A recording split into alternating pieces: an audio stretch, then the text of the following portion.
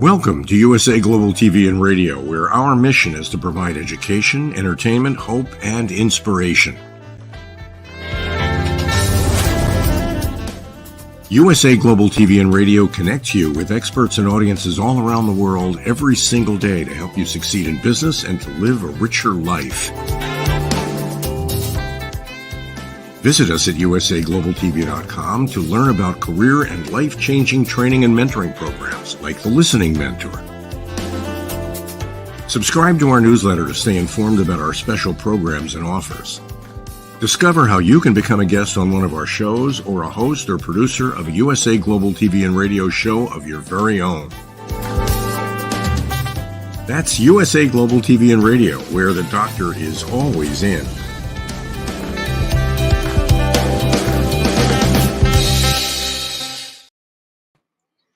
A very, very good day to you, evening, morning, wherever you are in the world. Thank you so much for taking time to join us here at the British School of Excellence. Today, we've got the most wonderful guest lined up for you. This amazing woman, this incredible lady, stepped through the doors of the British School of Excellence just over 8 months ago. A lady based in Denver, Colorado, part of the world that I would love to be in right now, because as some of you might know, I'm absolutely mad about skiing. I'm not there right now. I'm based here in the studio in the United Kingdom. Felicia K has the most incredible experience and a phenomenal history and journey through her life. It hasn't been all plain sailing. And Felicia has had to reinvent herself and really comes to the forefront with such beautiful guidance and steering when it comes to connecting with people, with relationships, with giving you these quintessential tools on how to work on your relationships. Because like everything in life, if you've got a motor car and you don't put gasoline in it, petrol or diesel, you will eventually run out and be stuck on the side of the road. And that's what relationships are about in every sense of the word, whether it be with our loved ones, our life partners, with our children, and with our friends and the people we work with as well. So everything in life is about investing your beautiful time, energy, and your connecting and communication with people. This evening, Felicia is going to go through some amazing areas when it comes to connecting on a better level, how we're going to be able to deepen our connections, the understanding of those incredible love languages and effective communication and action steps that we can take to enhance our lives and enhance those people that are in our lives. Without further ado, I'd like to welcome Felicia into the studio. Thank you, Philip. Great to be here, and thank you very much. I'm very excited. It's a joy always. That smile just lights up any room, any screen, anything like that. It's just boom. It's lovely. Wonderful to see you, Felicia. I appreciate that. Wonderful to see you as well. Yeah, I'd love you just to share a minute or so just with the gorgeous audience and people engaging with us on this wonderful day on the 8th of February, because obviously we've got build up to Valentine's Day next Tuesday, the 14th. I hope there have been lots of organization from people out there making a good, hard effort to do something wonderful on Valentine's Day. But it shouldn't only just be Valentine's Day, obviously. But Felicia, just a little snippet of your background and your journey to where you are today would be wonderful. Oh, absolutely. Hello, everyone. I am Felicia K, also known as the Luxury Love Diva. By trade, I am a cosmetic chemist, and I love everything luxury and beauty, formulating and science. In 2020, I had brain surgery, and that set me on this path to deciding that I wanted to serve at a higher level. Relationships is an area that I know very, very well. And I decided to become a high-level, science-based love coach, life and love coach. And I've been on this journey for really about 25 years overall, but professionally the past 2 to 3 years, and it's been amazing. I am CEO of the Luxury Love Academy, also Luxury Love Agency, which is my matchmaking firm. I am a high-level matchmaker as well. And then I am also CEO of the LLC Suite, which is the Luxury Love and Confidence Suite, where Luxury Love and Confidence is your next level up. That is my coaching collective community.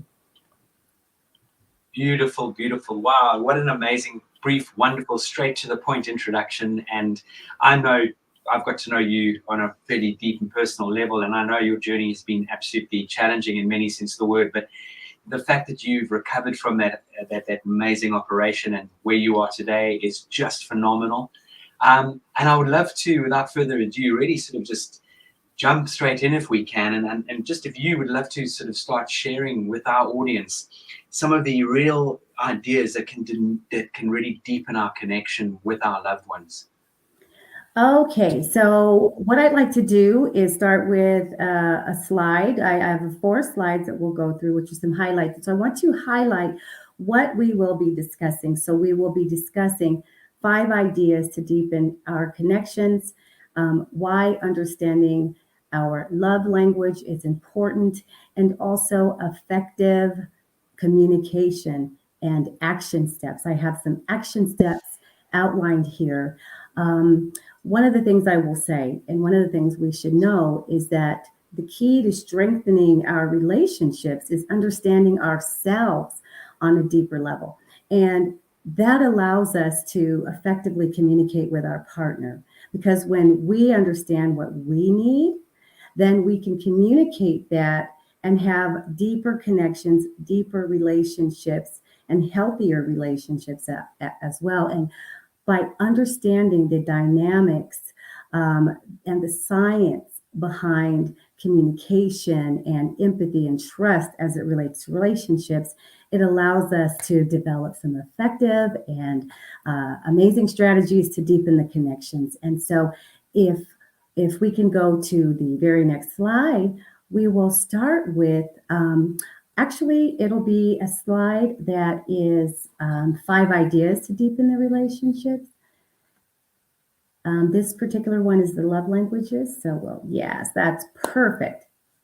So, Philip, maybe you and I can actually have some dialogue around this. So one of the things I'll start with in deepening connections in a relationship, one of the great ideas is open communication. And we know that communication is the foundation for any healthy relationship. And that means healthy communication. So the first thing is open communication and spending time talking to your partner and listening to each other and sharing thoughts and feelings without judgment. That is very important. Not having judgment means that you are actually listening and not criticizing. You're listening to learn and grow. The second thing is set aside regular time each week to simply talk and connect without any cell phone devices. Technology can be a distraction, as we know.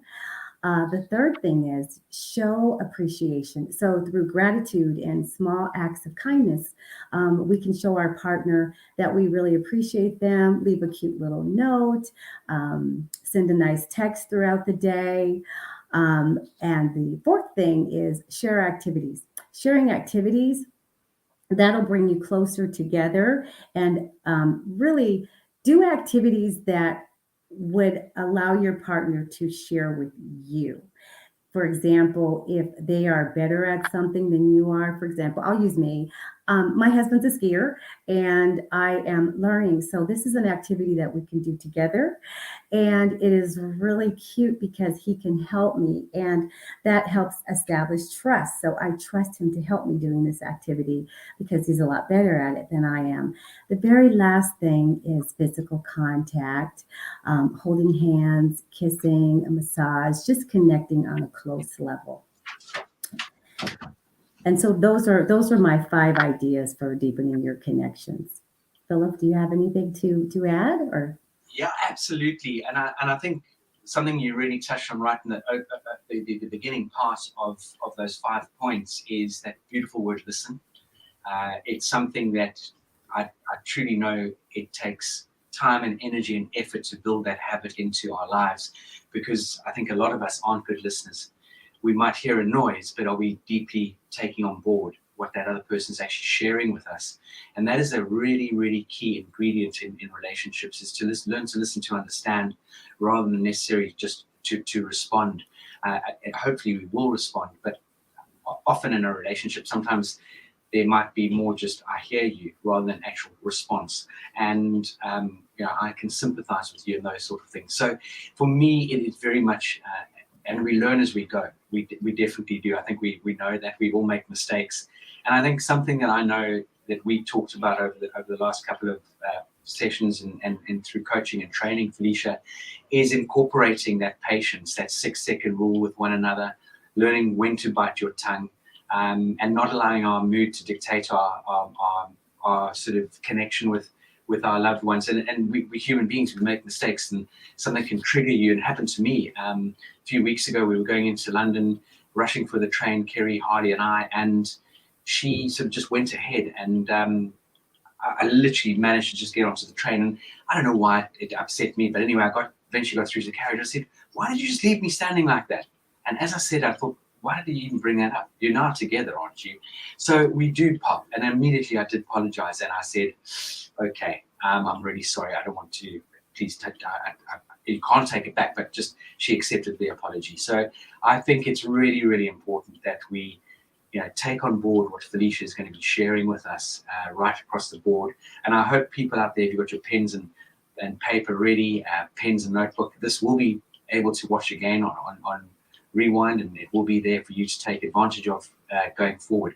So again, Felicia, I'm going to hand back to you on this wonderful journey that you're going to be taking everybody on. Well, you made a really good point with what recently happened. What I heard though is you were quick to apologize, and your apology was quickly accepted. That's really important. That's key. That's a big key. When we apologize, our partner, there are some partners, it's in an unhealthy relationship, they're not quick to accept. They're angry, they're bitter, and they don't move on quickly. So I love that, the idea of being quick to apologize and also being quick to accept the apology as well and move on. Okay, so did you have something to add? Again, you also put something really in right there, is setting time aside, genuine quality time. And for us, for those of us who have children, we love our kids and they're wonderful to have around, but it's still not me time with my partner. And that is, it's something we really need to take seriously and take those moments of time together very seriously, whether it be going for a walk because you're both walking in the same direction, you're not facing one another, and you can just have an open discussion potentially about something that is you want to get off your chest, not necessarily that person, but just to understand how important alone time is and quality time is with no distractions. Absolutely. I could not agree more. I could not agree more. And as we move forward onto the next subject of love languages, I'm very excited about this. Let's get into love languages with our next slide, and we'll discuss that. One of the things that's very important with the 5 love languages, I recommend that everyone take the love language quiz. It's free. There is a link in the chat.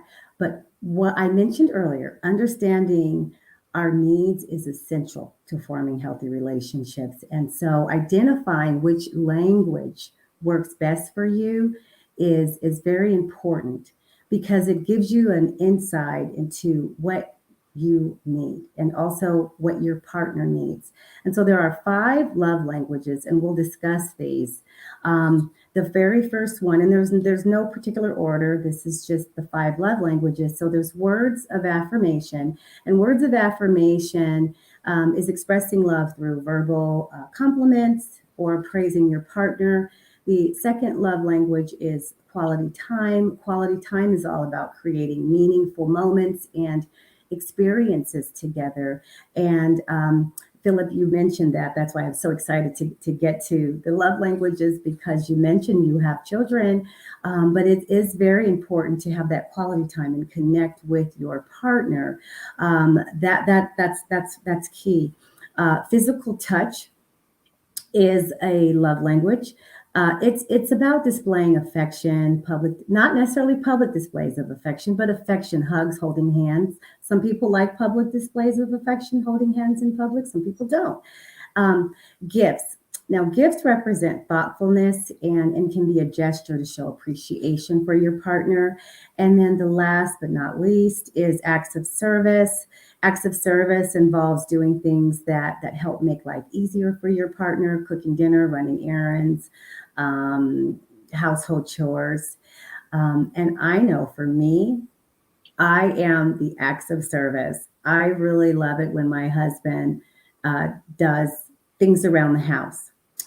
My husband, I know his primary love language is touch. So he likes hugs and he likes to be nurtured.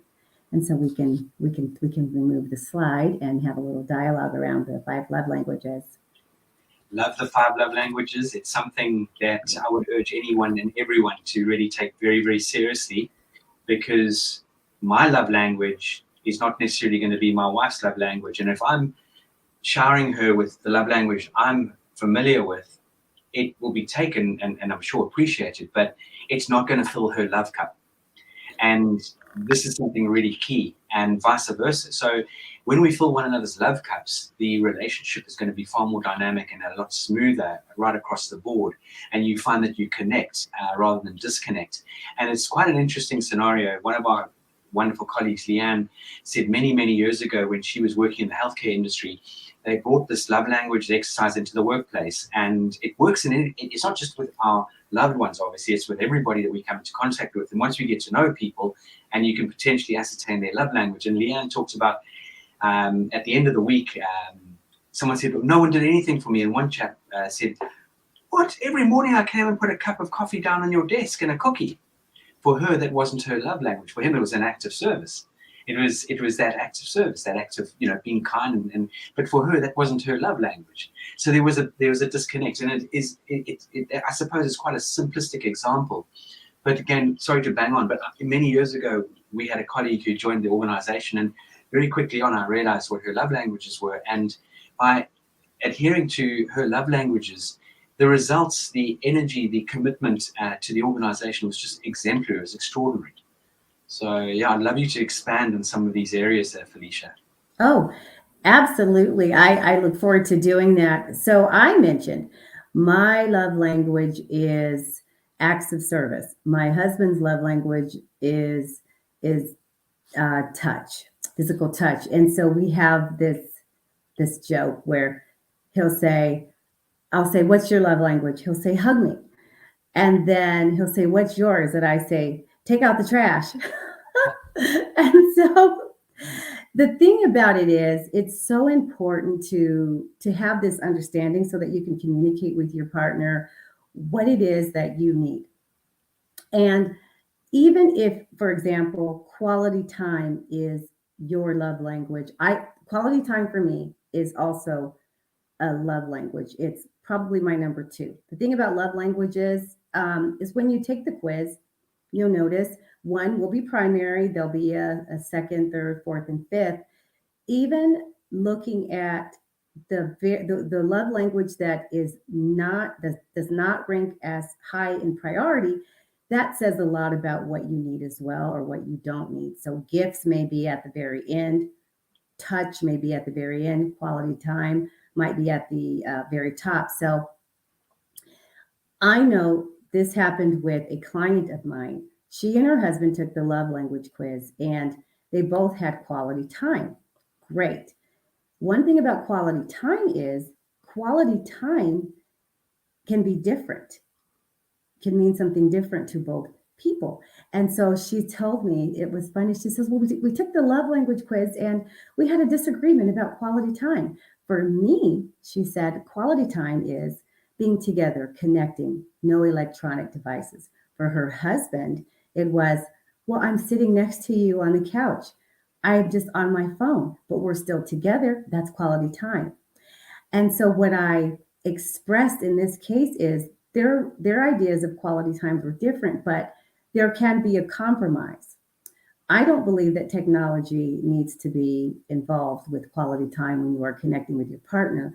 But what I suggested to her is to let her husband know that if they are connecting and they are having quality time, if he is using his electronic device, that it is for the only reason why they should be doing that is maybe they're looking at pictures together. It should be an activity they're doing together or planning a trip.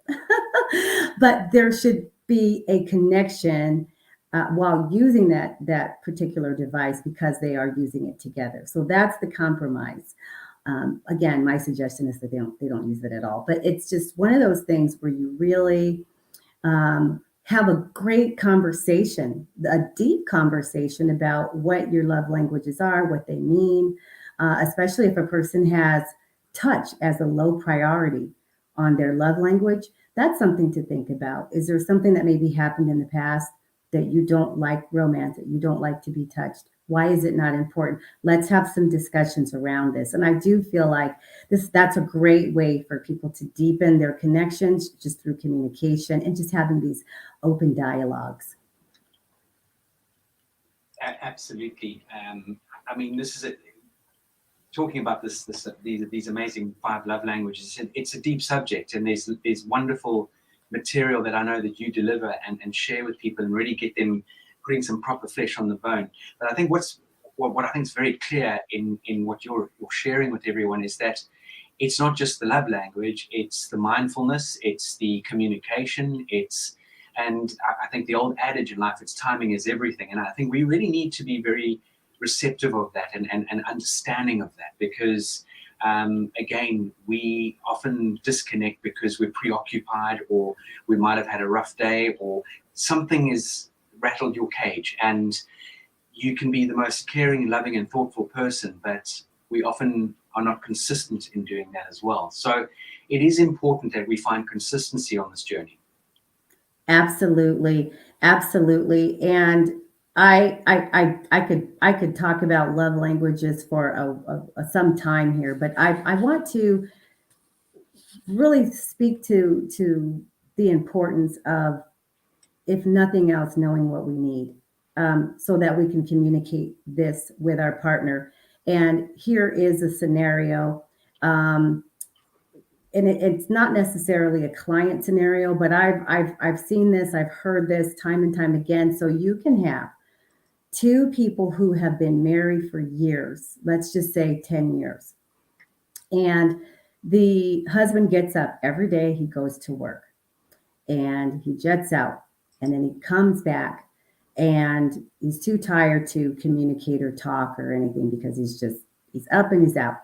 Well, the wife or the partner is upset about that because she says, you're not spending any quality time with me, or she's not using those words. What she's saying is you're never around, you're never here, you never do anything around the house. You leave me here to just do my own thing, for example.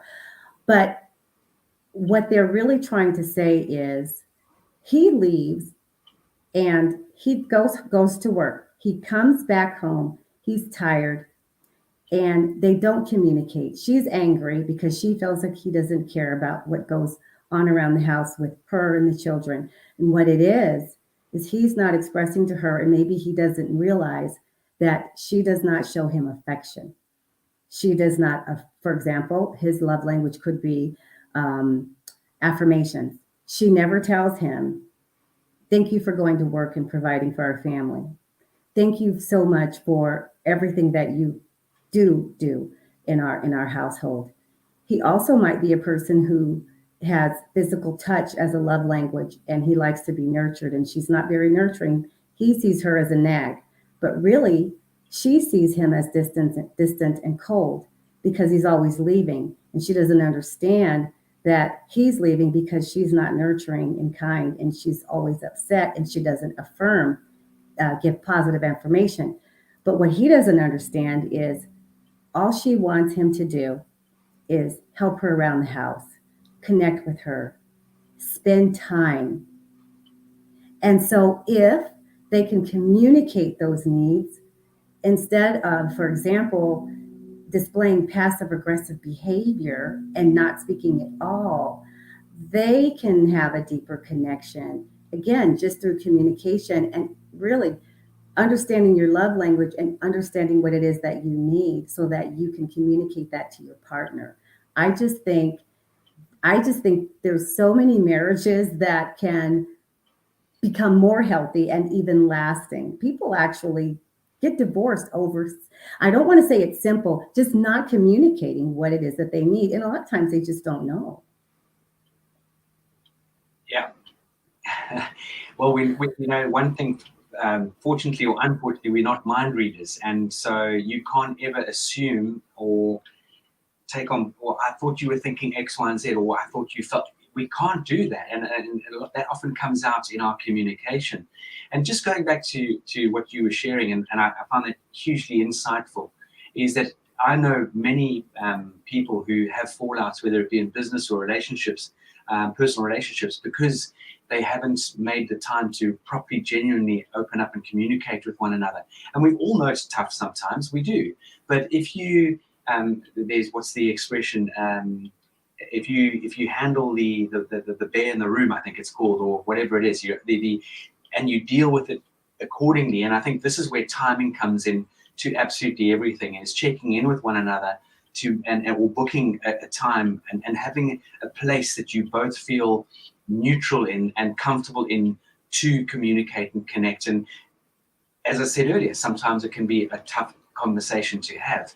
But one thing that I think we can all put into practice here is, if I don't do this, what is the worst? What's going to be the worst outcome, and what's the most likely, and what's the best outcome? And if you've got hopefully two people that really want to work at something and they're both reasonable about it, I truly believe that you can move forward in your relationship.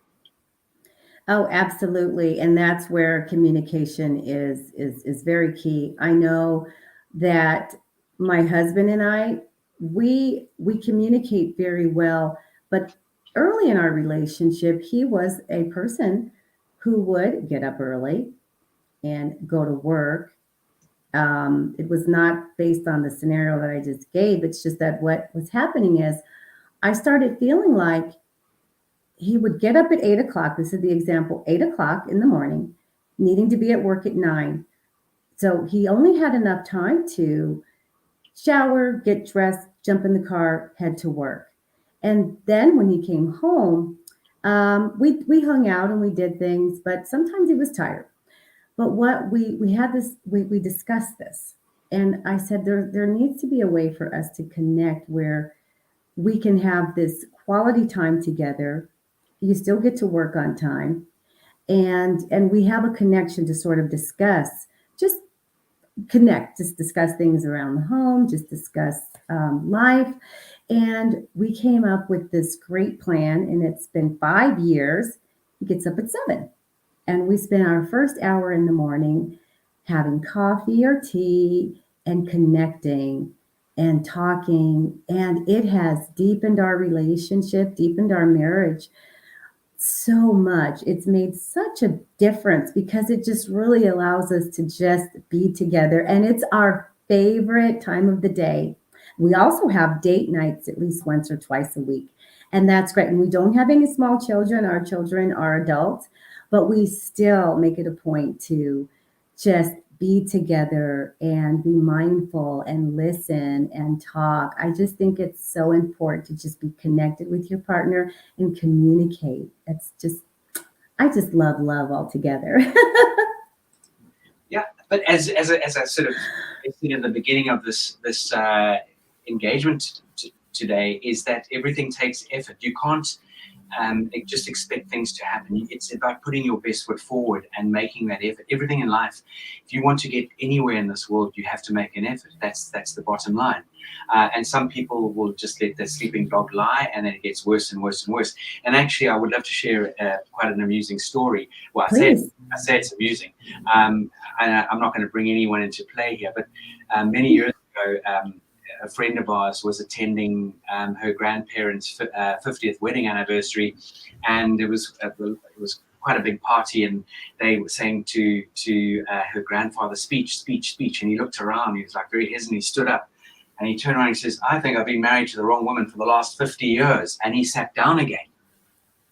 And he was genuine. He was actually being very serious. And I do believe that he was married to quite a hard battle axe, and he was very controlled through his relationship. But I mean, to have stuck around for 50 years in a bad relationship, I mean, time is too short, as we know. And sometimes, Felicia, to contradict what you and I love sharing and guiding people on, and is helping people have better relationships, and how do we show up. But sometimes we do happen to get it wrong in relationships, and one needs to sometimes take that on board and realize it. And you have to make a hard call, and in order to move forward with your life. So it's a double-edged sword sometimes.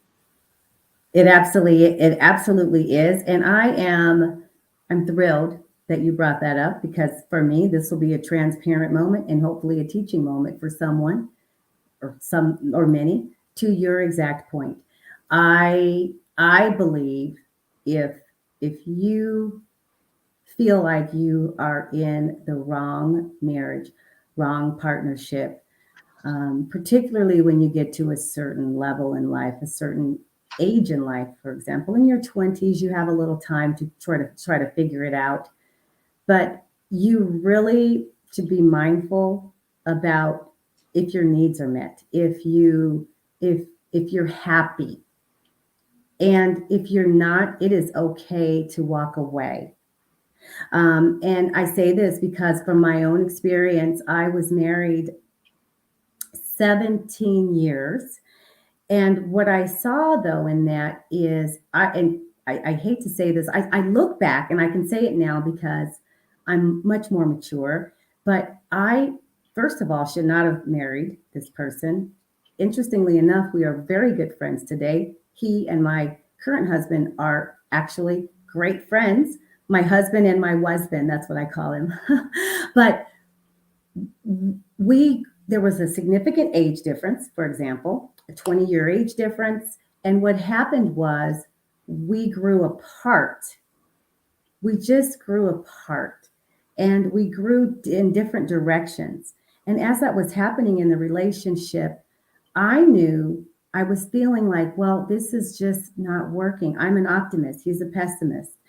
There were so many things wrong. But then, being young in my 20s, I always saw divorce as failure.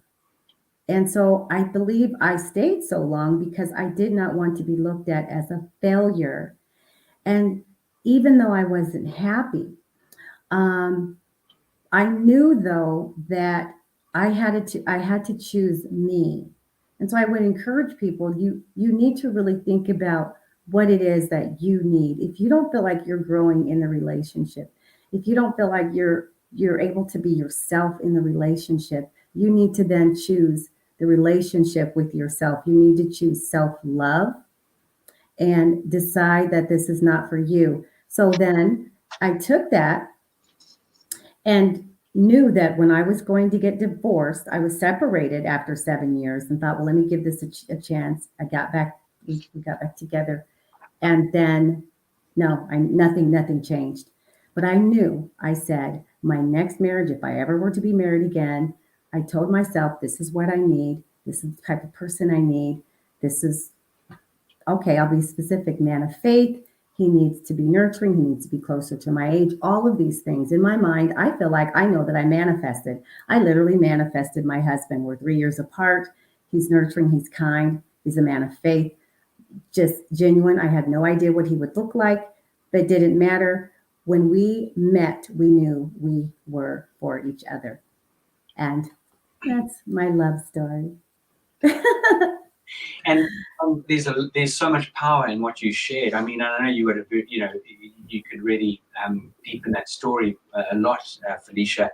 But it's manifestation, and it's like, with all due respect, oil and water don't mix. Really, at the end of the day, oil and water don't mix. Yes. And we can't just assume that because you're two human beings that you're just going to get on and connect. In the beginning, it's all fluff and fun and all that sort of thing, but it really is about sort of looking at how you do coordinate and connect. And I have a similar sort of story where I was married to an amazing woman, but the moment our first daughter came along, things changed a lot, and an incredible mum, but our relationship was teetering because we had disconnected, and she had become very focused on my beautiful eldest daughter, and I felt very alone in my own marriage. And we communicated pretty well, we showed up pretty well, but then we went for some counseling and we sort of reconnected, and then we found, okay, we think we're back on the straight and narrow again. And then Tabitha came along, and again, the similar sort of thing happened. And again, this is no blame on anything, and women take on too much in this world as it is. But again, going through quite serious postnatal depression was a big part of this that wasn't picked up. So there was a big disconnect, and I consider myself a caring and loving person, but in hindsight, maybe I just wasn't tendering to her love language, which I know now I wasn't potentially, or not even potentially, I wasn't. And hopefully and fortunately, I've grown and come a long way, and I've matured, and I've had lots of guidance and steering along the way through cognitive behavioral therapy and understanding how important our emotional intelligence is, how important our love languages are, how important it is to really engage with people at a much deeper level, and make that effort to help one another and support one another, and not to just think they will be okay and we can go off in our own direction. And as you said, we have that our lives, and often what happens is one of the partners outgrows the other partner because they actually are making an effort to develop and grow, and the other person is just complacent or very happy in their ways. Another thing that often happens is we stop making an effort with ourselves. Or we get, we with all just no disrespect to anybody, but you become a bit overweight, you don't really care what you wear, you're not showing up like you used to show up, and all of a sudden things start to sort of fall apart at the seams. We've got to continue putting that petrol, diesel, gasoline in the fuel tank. Oh, absolutely. I agree 100% with everything that you've said. I think that people who don't know themselves and who lack confidence, and it doesn't necessarily mean confidence in appearance. There are people who lack confidence in trusting their they're trusting what it is that they need, trusting their top of mind. We tend to second guess ourselves quite a bit. A lot of time people don't take action because they're afraid of making the wrong decision, so they are not confident in what it is that they want to do, what it is that they desire. And um, I would love to see more people that are in relationships and they want those relationships to work, actually be confident enough to communicate, good or bad. If you're growing in a different direction, have that conversation too. Love is love is beautiful, but love can also be complicated. But love should not be compromising, if that makes sense. Beautifully put, absolutely. Yeah, I don't have anything to sort of better that lovely term that you brought into play there, or that sentence you brought into play there. I know we've got some comments coming in from the chat. I wonder if Dr. Jacqueline, our producer, might be able to share with us. There, Dawn Chamberlain's coming in there saying, I love that. Oh, Dawn, I love her. She's my best. I love her. That's like my best friend ever. Dawn, thank you. She's in well, I don't know where she is now. She's always traveling, but Delaware. Dawn, anyway, I can't say enough about her. That is an amazing woman. Beautiful, strong marriage, wonderful. Just a beautiful person. Oh, amazing. And think waving. All right. I'm sorry. I love to smile. You'll see me smiling all the time. I'm a very happy person. I too, to that point, I believe that when we know who we are, it is so much easier to attract the things and the people that we desire in our lives. That includes relationships. Completely. I know. And I've mentioned, I may not have mentioned, but I will mention here, I was a teen mom. I had my daughter at 16, and her father and I did not remain. It's a story I won't get into, but I do know that in my early years, I lacked confidence. I did not believe that I deserved great things based on, the limiting beliefs that were set. But I know that when he was no longer in my life for 6 months, I attracted the wrong people. And there was this connection in me at 19 years old to to say that I deserve more, I am worthy, all of these words of affirmation. And in that time, I started believing in myself. I started my first business at 19, and then I just started attracting excellent mentors. I started attracting great people to me, people that loved me, friends, mentors, just romantic partnerships. And so I think that when we really know what we want and when we set our attention, we will attract the right people into our lives.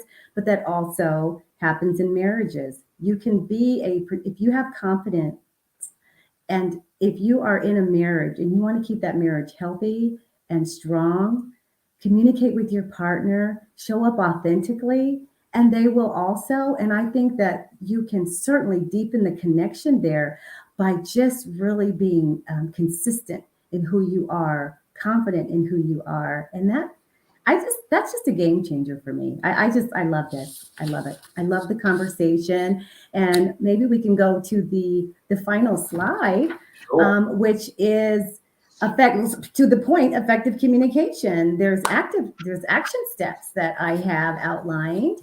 And I think that these will be great for people to take with them, just incorporate into their lives. The first action step is setting time aside to talk. We've had some great conversation, but here are some things to actually do. So regularly make time to have an open dialogue with your partner and discuss any issues. Over coffee or whatever the case may be, discuss issues, but also just discuss connection. There doesn't necessarily have to be issues that are discussed, but you do want to set time aside to actually talk regularly. The second thing is create a safe space, and create that safe space free of judgment. And so make sure that both of you feel heard and respected during conversations by listening carefully and being mindful of language of choice. I think that that's so important. Language of choice is very important because I think people can totally lose interest in what you're saying if you say one thing that's negative. They've completely disconnected.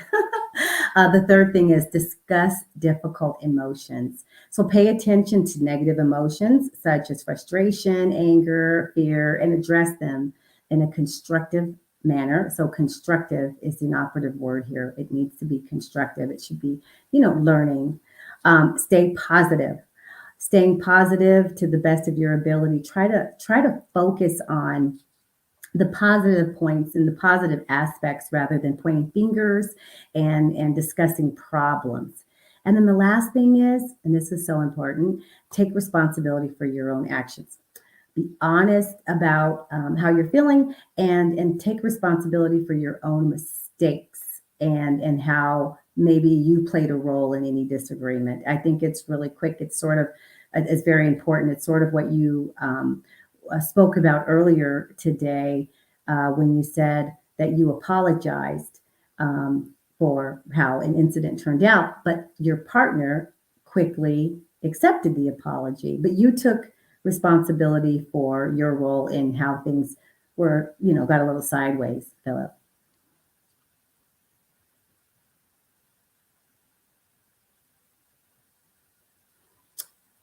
I think you're muted. You're muted. Thank you. And I love Yeah. sharing and just looking at that slide again, setting aside time to talk. For what it's worth, ladies and gentlemen, don't go out there on a date night and think now's the time to have a conversation about something that potentially could go the wrong way. Because timing, 150% timing is everything. Think it through. Is now an appropriate time? Is it going to go down well? Or are we in the wrong? Have we just got the wrong sort of scenario? We're having a candle at dinner. Now wouldn't be the right sort of time to bring that to light. So I think that is fundamental. That safe space, 100%. That safe space, going for a walk together, walking in the same direction together. That safe space of not necessarily airing your dirty laundry to anyone around you. So that is fundamental, and especially around your children. Children learn what they live as well. I did a post on this the other day, and I think that's fundamental. Monkey see, monkey do. If they see your mum and dad having a go at each other or partners, they're going to think that's, and they see it consistently and on an ongoing basis, they're going to feel that's okay. That's what a relationship is all about. And those difficult situations, they are difficult. They always will be a challenge. So again, that's where we 100% have to find the timing and check in with your partner. Is it okay to have a conversation with you now? Can we sit and talk for a bit? Is it convenient? Does it work for you right now? Or could you let me know when we could have a bit of time together? And then the staying positive, it's a great word, stay positive. That takes work. Surround yourself with good, amazing, as you said, Felicia, you were going down a very bad path in your life, and you realize going forward, and as you got a little bit more mature, you realize that if I don't start surrounding myself with positive people, with good people, with mentors, and having people that can guide you and steer you, and find tools that help you shift your mindset, and tools that give you that opportunity and energy that you might need. And we do have a bad day every now and then, so we might have to just push ourselves through that. But generally, there are incredible opportunities and tools and guides and coaches and mentors who can give you that pathway to maintain a positive outlook on life. And I think that apology is so important. Just a quick little story. I know we're running short of time. We've got a few more comments coming up. But it was just a few days ago on Monday, Kerry had to go up to a meeting in Birmingham, and she put in the wrong code. And so I phoned her and I said, "Are you there yet?" She said, "You won't believe it. It's taken me to the wrong place." I said, "Angel, did you put just the postcode in?" "No, I put the whole address." And I said, "Well, I would have suggested you put," and as I was saying, she doesn't need guidance and steering right now. That's not going to help the situation. And boom, I got it in both. I got both barrels. Boom. I realized right there and then that wasn't what she needed right there and then. It was more going down the route. Don't just take your time. Don't rush. You'll get there. You'll be okay. It better get there sort of unflustered. She was already flustered, as you can imagine. So yeah, we need to just slow down every now and then, and rather than every now and then, it's just really slow down. And sometimes it's that 6-second rule, sometimes it's 20 minutes, sometimes you have to sleep on something. So I just love those 5 points that you brought into play here. Absolutely. And I love your 6-second rule. I learned that through the British School of Excellence, and I practice even on social media to the point. I actually had to post. I have lots of activity on social media. And I told my audience, this was so great. I said, be mindful of engaging with people who post negative comments on your social media. Just I didn't really say incorporate the 6-second rule, but pretty much I said rather than engage, just walk away, block and delete. Really, then you don't have to worry about it. Well, I broke my own rule. I had to put myself in timeout. I had someone. It wasn't even that serious, but I think that it was just one of those things that we have these triggers. And she said something, and then I did it. I engaged. I said something, and she came back, and then I came back, and I said, "Okay, see, this is what you get. Remember that 6-second rule. You failed." So I deleted the comment. I deleted her, and then I had this beautiful peace around me when I realized that not all battles are worth it, even in social media. And no, absolutely. And with all due respect, whether we like it or not, we're not going to get on with everybody. There are going to be people that, no matter what you do in this world, no matter how kind and polite and blah, blah, blah, there's something that person doesn't like about you. And that's when we do have to learn to walk away. And I'm not talking in our sort of direct relationships. I know we've got some comments coming through, and I'd love them to be shared, please. And I think there's quite a poignant question. There we go. That morning routine is unbelievable. Dawn, I love it. And funny enough, there's a comment that's going to come up. Why, one of the questions is how can we both make it look so easy. This is, yeah, it's not easy. This takes work. Everything in life is work, but you have to have a routine, and a positive routine. So for I know for you, again, Felicia, and something we advocate 150% is having a ritual of gratitude, bringing a lot of gratitude into your life, and understanding how privileged and fortunate we are. Just, for example, the fact that I can pour myself this glass of water. And so I take myself on a gratitude journey, not just once a day, many times a day. And I start off with a gratitude journey, and I have that a morning ritual, 100%. My other morning ritual is going for a walk with this beautiful fur ball over here. She and I go for our morning walk, and we, I go through a mindset thing, and I make sure, even if I've started the day feeling a bit tired, or even maybe slightly negative, because maybe I've got a lot on my plate, I'm looking at everything like it's a tidal wave, and I just go and I just talk to myself, and there's so many tools out there that we can absolutely, but it's not a case of it comes easy. It's and when I say it takes work, it's not work that you feel exhausted and exasperated over. It's work that actually gives you such beautiful benefits and results. Yes, it's to me, it really is about knowing yourself. And I love what you said, Philip, the gratitude. I have to say, I lead with this. More gratitude, less attitude. I don't have attitude typically. I don't have attitude at all, but that's just the thing. I think that people should live with more gratitude, less attitude. And the attitude piece is just more about just what people think. What life is so hard, this and that. We should be grateful for how we've learned, how we've grown. And you mentioned, Philip, that it takes work. If we make it sound easy, it's because we're having a conversation about it. But we're having a conversation about experiences that we've gone through and have grown through. If that makes sense, we've learned, and so you learn, and you learn in being better. That's how you. That's how it might seem easy, but the journey is never easy. The journey, though, if you're not learning, you're not growing. And I know for me, I am so grateful for my journey. I am so grateful for the tough, the difficult times and the great times. Those are my blessings. And I see it as that every single day. So I live in gratitude. Marriage is work, love is work, having friendships is work, but it's a beautiful journey. You learn along the way. Just so beautifully put. Everything is about relational capital. You've got to put that relationship capital into everything, because as I've always shared, and we have a chuckle about this, you cannot stand on the top of the hill hoping a duck's going to fly into your mouth with your mouth. It's not going to happen, right? I love that. You have to go and find that, no disrespect to the poor duck, but you're going to have to shoot that duck out of the sky, take the feathers off and put it in the pots, and that is really it. We've got choices in this world. How do we choose to show up? And we can look back. We can absolutely look back at the past and talk about the past, but that's not going to get us anywhere. And funny enough, we talk about beautiful words of affirmation and that sort of thing, and really genuinely going on that gratitude journey. But every morning I wake up and I find a positive passage to read to myself. And this one this morning was brilliant, because it said, "Those who spend their lives searching for happiness never find it. Those who search for meaning, purpose, and strong personal relationships find that happiness usually comes to them as a byproduct of those three things." I love that. Oh, I love that. Can you share that in the chat? Absolutely. I will share. That's wonderful. That's beautiful. Absolutely beautiful.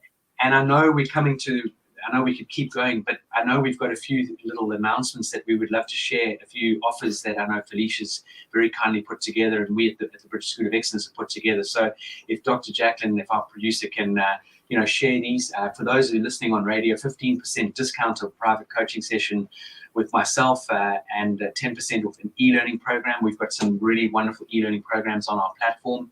And then if we go to the second one, a wonderful couples communication personality assessment. Again, this will be delivered and offered by Felicia. And then a free gift from Felicia K, which is obviously going down that route, and keys to attracting abundance, so that you can, be able to really find your direction in life and find what really helps and counts for you in this world and how you can move forward. So I think it's fundamental. Absolutely. Philip, I think we need a part 2 here. We need to do a part 2. This has been absolutely incredible. I've had an amazing time, and talking about love is, I just think, special, and helping people deepen relationships, even if it's with themselves. I believe quality love is an inside job, and how we reflect that out into the world and into with our partners. That is so important. I hope we can do this again soon. Yeah, I think it's amazing. I'm just typing this up. So if you've got any few little things to share further, I'm just going to type this little quote up. And if maybe you could just round off with 2 or 3 really dynamic bits of guidance and steering, that would be amazing. Well, I have a quote. It's more of so my motto. So I will say this. One of the things I often say is, we must value ourselves at the highest level in life and in love. And what that means is, live authentically and know that you are worthy, you are wonderful, and you deserve all great things. And so keep that in mind. There is a link to my website and my free gift, which is 3 keys to attracting abundance. But it also, in receiving that free gift, you'll be added to my mailing list, where you'll receive my newsletter, and you can stay involved with the things that I have coming up, the things that I'm doing. Even events like this beautiful event with the British School of Excellence. I just have to say, just value yourself. You are worthy. I believe in you. I believe in love. And even if you are just simply on this self-love journey, stay there and live in gratitude. I just love that. That is such beautiful guidance and steering. And going back to making an effort, I'm very fortunate that most of you, or all of you, have obviously gathered that I was fortunate enough to remarry, and I've got a beautiful little 8-year-old Hardy. And it is an incredible journey. And is it all plain sailing? Absolutely not. But I was actually in one of our little card shops the other day, getting a Valentine's card for Kerry and that sort of thing, and buying one for Hardy to give to his mum. And I came across this lovely little tokens for my loved ones, and in here there's a token, a picnic in the park, or cocktail party for 2, or you're invited to a BFF catch up with tea and cake, or tickets to a comedy show. And it's just gorgeous. You can put these little tokens in their diary, if they've got a paper diary, or under the pillow, or something like that. Movie night of your choice. And it is about sort of finding these little hooks and tools, because if you think about it, when we're first courting, you're pulling all the bells out. Flowers arrive and dinner. And so last night I nipped off to go and pick up some groceries, and I had to buy some, not had to, but I felt I had to bring some flowers home, because I know Kerry loves flowers, but it's something that it revs her motor. She appreciates that. And I think these are the things that are fundamental. And just before you have the final word, I'd love to just share something with all of you out there. And this comes from that wonderful film, Captain Corelli's Mandolin. And it really is very apt in what we're talking. It goes along the lines of, love is a temporary madness. It erupts like a volcano, and then it subsides. And when it subsides, you have to make a decision. You have to work out whether your roots have so entwined together that it is inconceivable that you should ever be apart. Because this is what love is. Love is not breathlessness. It's not excitement. It's not the promulgation of eternal passion. That is just being in love, which any fool can do. Love itself is what is left over when being in love has burnt away.